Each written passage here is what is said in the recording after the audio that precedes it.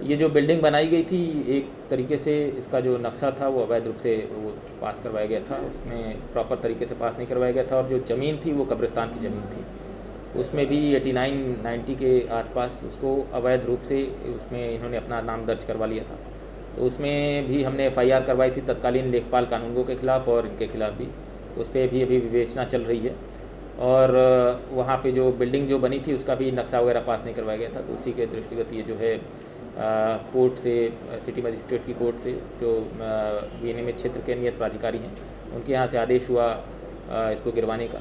उसमें फिर अपील में ये हमारे यहाँ आए थे जिलाधिकारी की कोर्ट में, वहाँ से भी सिटी मजिस्ट्रेट का जो आदेश किया गया था उसको यथावत रखा गया। फिर ये कमिश्नर साहब के यहाँ आयुक्त महोदय की कोर्ट में गए और वहाँ से भी उस आदेश को यथावत रखा गया। तो उसी के क्रम में अब जो आदेश था और कोर्ट का आदेश था उसके क्रम में ये कार्रवाई करवाई गई है।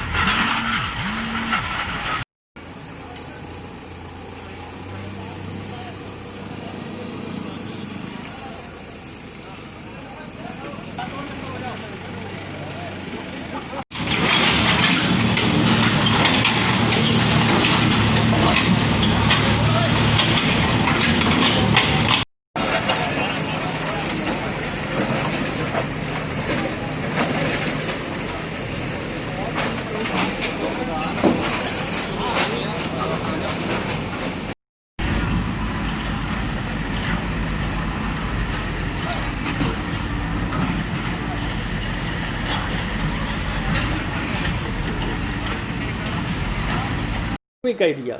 मैंने कहा कि आप अगर कब्रिस्तान समझ रहे हैं, अगर बिल्डिंग बनी है तो उसको हटा दूंगा मैं, मगर कब्रिस्तान तो मेरा दिया हुआ किसी का है, वो तो मेरा ही है, उसमें कहाँ किसी का वो है।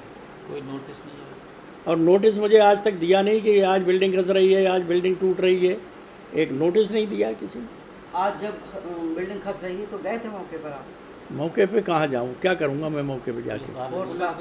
पुलिस जाने नहीं दे रही होगी। ना जाने दे या ना जाने दे, मेरी आवश्यकता नहीं है तो मैं क्या करूँगा वहाँ। जब प्रशासन मनमानी कर रहा है अपना नेताओं के बल पर, अपनी उनकी ताकत पर, तो वो अपनी मनमानी कर ले। उसे तोड़ना है तो तोड़ दे, मुझे उसमें भी कोई इतराज़ नहीं है, ना मेरा कोई विरोध है।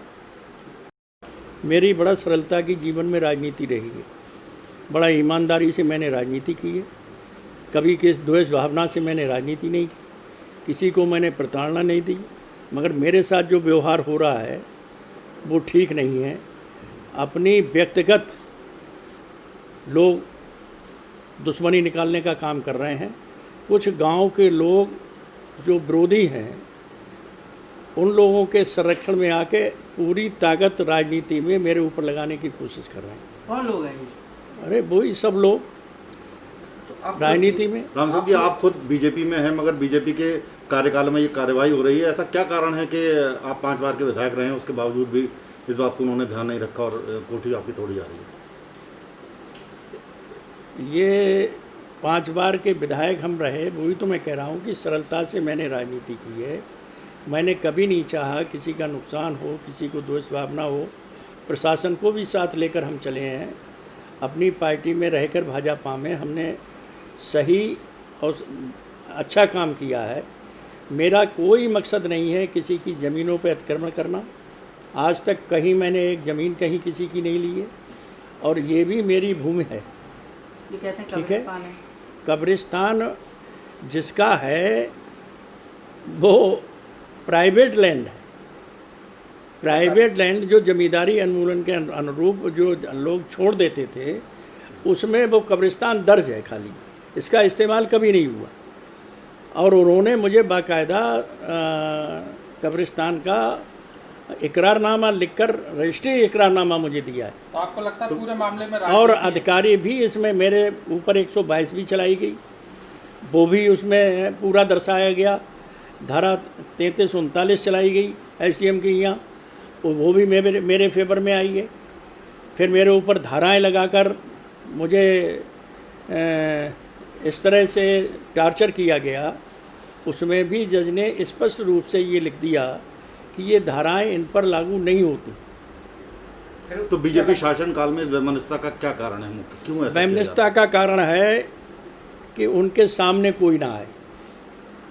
जितना हम टार्चर कर सकते हैं, जितना कमज़ोर कर सकते हैं या जितनी छवि खराब कर सकते हैं, वो भाजपा में वो छवि खराब करने की कोशिश की जा रही है। भाजपा के ही लोग हैं और कौन है? भाजपा के ही लोग हैं। ये अपनी व्यक्तिगत भाजपा को लेकर नहीं है, मगर व्यक्तिगत जो दुश्मनी वो पैदा कर रहे हैं, ये सबसे बड़ी बात है। तो ये आप अपनी बात जो है बीजेपी के ऊपर पहुंचाएंगे? पहुंची हुई है, सबको जानकारी में है। फिर भी उसके बाद कोई ऐसा एक्शन नहीं लिया? एक्शन नहीं हो सकता है, ज़्यादा दबाव में हो प्रशासन इनके।